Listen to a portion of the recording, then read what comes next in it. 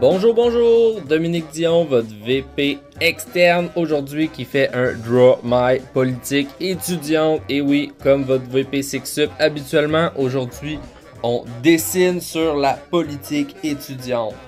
Donc, on commence bien sûr par l'étudiant pour voir comment il peut influencer son environnement. Donc, l'étudiant au Majucac peut et même devrait se présenter à l'Assemblée générale du Majucac pour orienter l'ensemble de l'association étudiante du campus.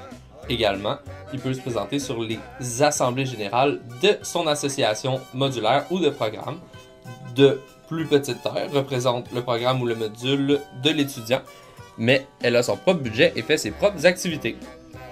Également, l'étudiant peut se présenter sur le CA. Il y a 8 postes étudiants sur le CA.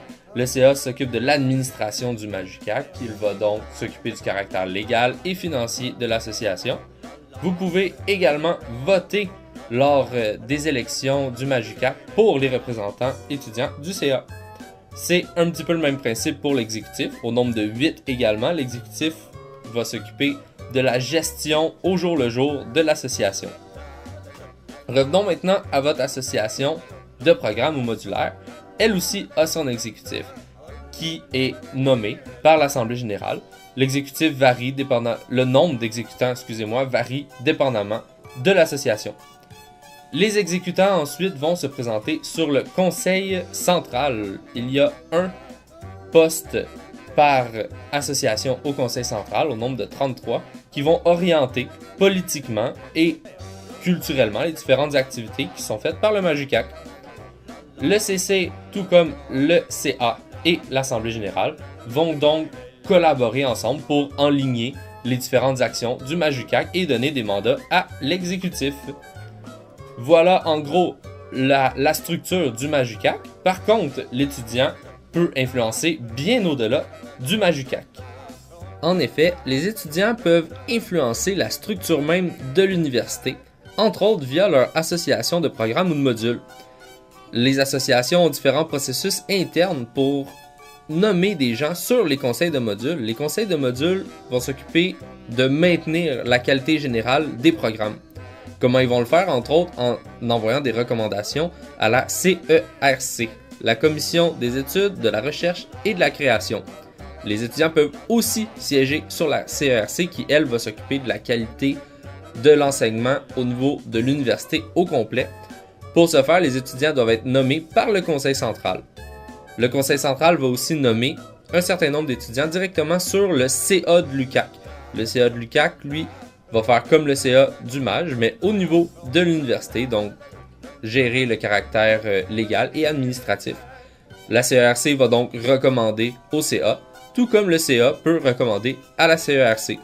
Bien entendu, un coup que c'est entériné par le CA de l'UQAC, eh bien, ça redescend pour influencer l'ensemble de la structure de l'université. C'est pas rien quand même. De plus, via votre association étudiante, vous pouvez exercer une influence majeure dans votre société.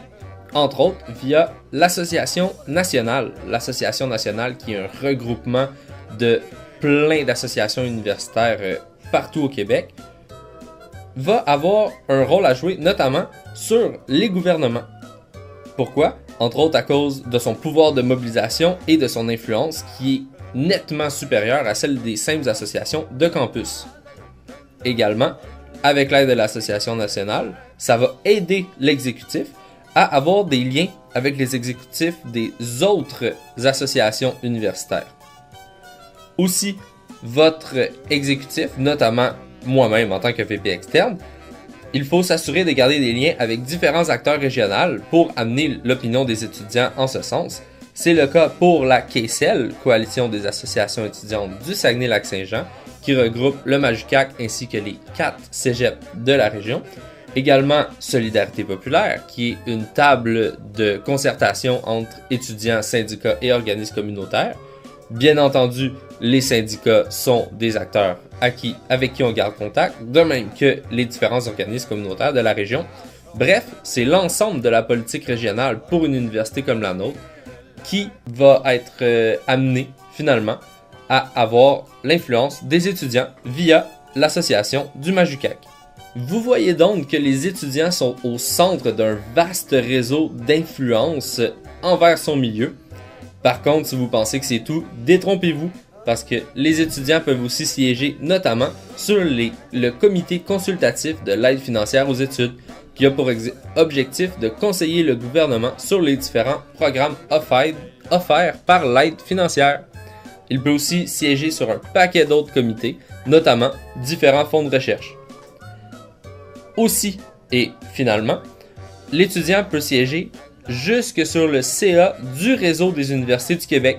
Le CA des UQ a comme mission d'orienter l'ensemble du réseau des universités du Québec. Il le fait notamment en appliquant les lois du gouvernement du Québec à cet égard.